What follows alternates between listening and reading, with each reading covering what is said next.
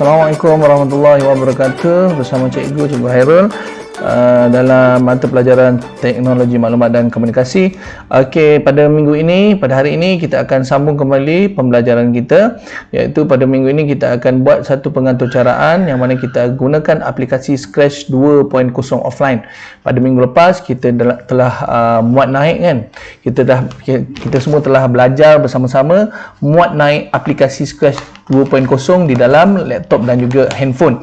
Okey, jadi pada hari ini cikgu nak tunjukkan bagaimana kita nak gunakan aplikasi ini. Okey, hari ini kita ada tiga objektif yang kita nak capai. Yang pertama, kita nak dalam aplikasi Scratch ini, yang pertama kita nak belajar bagaimana kita nak masukkan backdrop pada Scratch. Yang kedua, kita nak masukkan sprite. Dan yang ketiga, kita akan cuba buat pergerakan pada sprite, pergerakan ulang-alik pada sprite. Jadi kita ada tiga objektif yang kita nak kuasai: masuk backdrop, masuk sprite dan juga pergerakan ulang-alik sprite. Okey. Jadi pertama sekali kita akan buka aplikasi Scratch yang telah kita muat naik tempoh hari. Okey, cikgu besarkan. Okey, ini adalah aplikasi Scratch kita. Okey, kamu lihat aplikasi Scratch. Okey. Okey, gambar kucing ni seperti yang kamu telah maklum, sprite kan, kita telah pelajari teorinya pada sebelum ini. Ini gambar sprite, yang putih ni gambar stage, kawasan ini adalah block palette. Okey, dan kawasan ini adalah kawasan list untuk palette. Okey, yang pertama sekali tadi, objektif kita yang pertama ialah kita nak tukar backdrop dia. Okey, nak tukar backdrop kita kena pergi bahagian sini. Bahagian sini. Ini adalah tempat untuk kita tukar stage punya backdrop. Okey, ada dua pilihan yang kamu boleh lakukan. Yang pertama, kamu boleh choose backdrop from library. Cikgu klik dia. Ni, cikgu klik. Okey, ini adalah backdrop from library. Maksud dia backdrop ini telah diberi secara siap daripada aplikasi Scratch. Dalam aplikasi Scratch ini dia dah ada siap-siap dia beri. Okey, tetapi kalau kamu nak gunakan backdrop yang lain daripada lain, maknanya kamu nak upload atau kamu nak muat naik ataupun muat turun daripada Google. Okey, kamu boleh pergi ke gambar file ni, iaitu upload backdrop from file. Upload backdrop from file. Okey, klik pada upload backdrop from file ni. Ini adalah file yang telah cikgu muat turun daripada Google. Cikgu pun ambil lah objek yang cikgu ni, cikgu pilih. Ni cikgu memang dah pilih lah. Cikgu pilih ni dia, objek. Cikgu pilih background ataupun backdrop padang bola. Hari ni sebab kita nak buat ada pergerakan, jadi cikgu pilih padang bola. Okey, cikgu tekan open. Okey, bila kita tekan open, okey, nampak backdrop itu akan masuk ke bahagian stage. Nampak? Jadi pada bahagian stage ni, nak lagi menarik, kita boleh letak perkataan pada backdrop ni, menunjukkan tajuk kita pada hari ni. Okey, cikgu pun tekan pada bahagian teks ni. Okey, klik pada teks, klik pada backdrop ni. Okey, typekan, contohnya kita buat latihan. Okey, cikgu buat latihan larian ulang alik. Kalau game kamu tulislah macam tu, permainan ulang alik contohlah. Okey, cikgu klik, cikgu letak dia kat tengah sikit. Sekejap okey, sekejap. Okey, kita tarik dia, kita letak tengah sikit. Okey, drag center. Okey, dah siap larian ulang alik. Okey, sekarang ni okey, cikgu dah siap lah. Okey, dah ada backdrop dengan tajuk dia. Okey, latihan larian ulang alik. Okey, jadi cikgu dah masukkan backdrop dan cikgu dah masukkan teks pada backdrop cikgu. Okey, sekarang cikgu nak ubah sprite. Cikgu tak nak guna kucing. Okey, pada sprite kamu boleh buat pilihan di sini.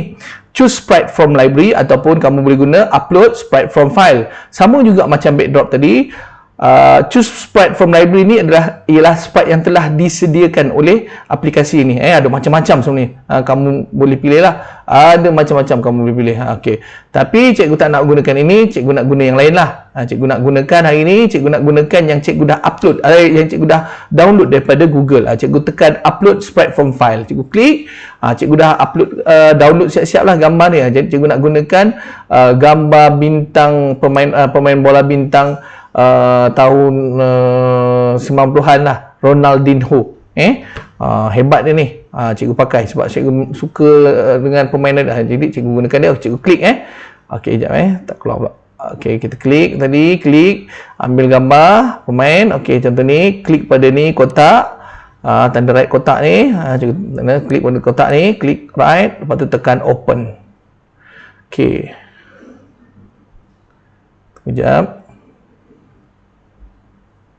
Okey, loading sikit. Okey.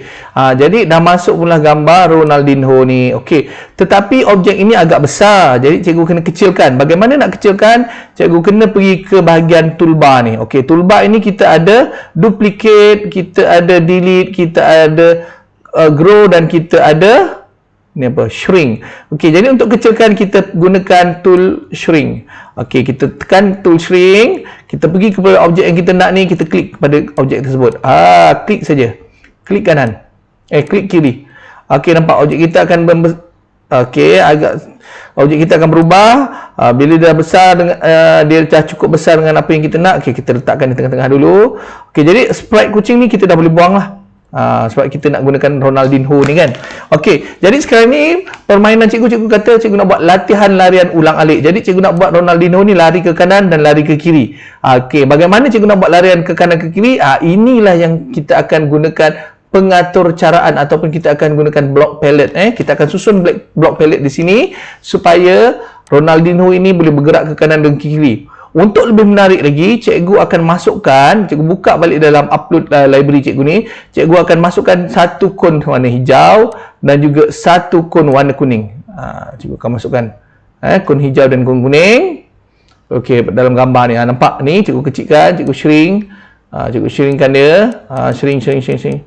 Mana boleh kon lebih besar daripada player kan? Okey, cikgu tarik kon di sini. Ni kon kuning. Okey, lepas tu cikgu ambil tadi, cikgu nak ambil satu lagi kon hijau. Dia kena masuk satu-satu, tak boleh masuk 2-3 objek sekali Cikgu masuk pula kon hijau. Okey, supaya kita nampak, cikgu kecilkan. Okey, supaya kita nampak perbezaan arah A dan arah B. Jadi ini cikgu nak buat dia berlari ke kon kuning dan ke kon hijau Okey, cikgu kecilkan lagi kon hijau ni supaya dia nampak lebih realistik kan. Bersama kan. Okey. Ini permainan dia, cikgu nak buat Ronaldinho ni berlari ke kanan, ke kuning dan ke kon hijau. Okey. Okey, sekarang ini tiba masanya untuk kita gunakan block palette kita. Okey. Blok yang kita akan gunakan ialah blok event dan juga motion. Okey, event ni untuk kita memulakan pergerakan. Okey, sekarang ni Ronaldinho di tengah-tengah. Untuk kita gerakkan dia ke kiri, kita akan gerakkan menggunakan anak panah kiri ataupun kita panggil left arrow. Okey, jadi kita ambil event yang ini, event yang ini, kita klik pada anak panah ni, pada simbol anak panah bawah ni, klik, kita pilih left arrow. Maknanya kita pilih anak panah ke kiri. Kalau kat keyboard kita tu ada anak panah kiri ke kanan, betul? Left arrow dan right arrow kan? Okey. Jadi kita pilih left arrow. Space ni space bar. Up arrow ni makna anak panah ke atas, anak down arrow anak panah ke bawah. Okey. Jadi dekat kita punya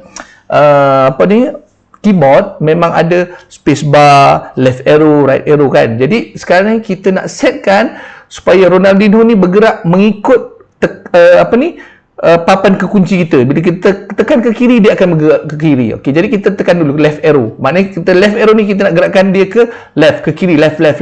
Okey. Jadi bila kita dah pilih event dia ni, kita pilih pula motion. Motion ini adalah pergerakan dia. Kita nak suruh dia buat apa? Berlari ke, terbang ke? Jadi kita nak buat dia bergerak. Jadi kita ambil move 10 step. Hari ni kita ambil yang simple saja.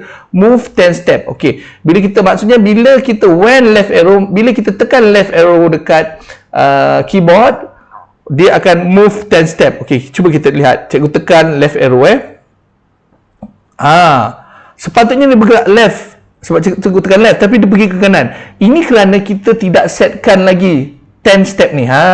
Ni nampak ni Kita kena setkan dia. Kalau kita nak ke kiri, maknanya sekarang ni dia 10 step, maknanya dia positif. Dia ke kanan. Jadi untuk kita pergi ke kiri, kita akan jadikan 10 ni kepada negatif 10. Sebab dalam aplikasi ini, bergerak ke kiri ini negatif, bergerak ke kanan ini positif. Ini koordinat ini koordinat dia.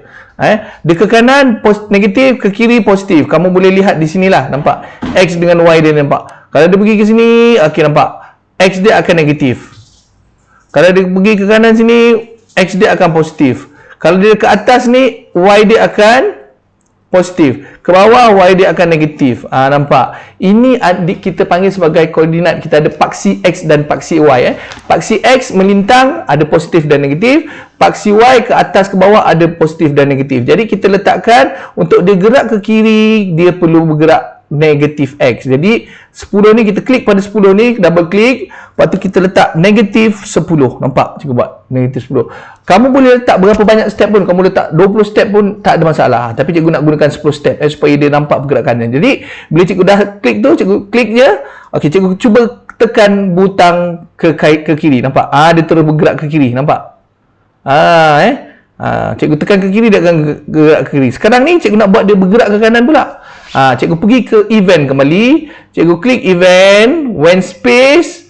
Space ni cikgu klik, cikgu tukarkan kepada right arrow. Okey, right arrow, lepas tu cikgu masukkan motion, move 10 step. Kali ni, okey, kalau ke kiri, ke X dia negatif, dia nak ke kanan, dia kena positif lah. Dia nak ke sini, dia kena pergi positif. Jadi betul lah move 10 step. Okey, jadi cikgu letak kat tengah Tengok cikgu gerakkan. Cikgu sekarang tekan butang kiri. Dia ke kiri. Cikgu tekan butang kanan, dia ke kanan. Nampak? Sekarang aplikasi kita ni dah seperti permainan game. Nampak? Nampak? Dia kiri ke kanan. Minggu depan kita akan buat ke atas ke bawah pula. Dengan direction yang berbeza, dengan motion yang berbeza pula. Nampak? Kita dah setkan dia. Okey, ini adalah pengaturcaraan asas yang boleh kita lakukan. Okey, jadi cikgu harap kamu semua boleh mencuba. Selepas ini kamu cuba buat. Selepas kamu berjaya buat, kamu isi borang kehadiran yang telah cikgu masukkan dalam Google Classroom, dan juga jangan lupa mark as done pada Google Classroom kamu. Isi kehadiran dan mark as done. Okey. Kemudian sekiranya ada masalah, kamu bolehlah kamu bolehlah bertanya dalam Google Classroom, ataupun kamu boleh WhatsApp terus pada cikgu, atau lebih mudah kamu letakkan komen ataupun pertanyaan kamu dalam Google Classroom dan cikgu akan jawab secepat mungkin. Okey, itu saja pada hari ini. Terima kasih murid-murid. Okey, harap murid-murid dapat mencuba dengan berjaya. Okey, bye bye. Assalamualaikum.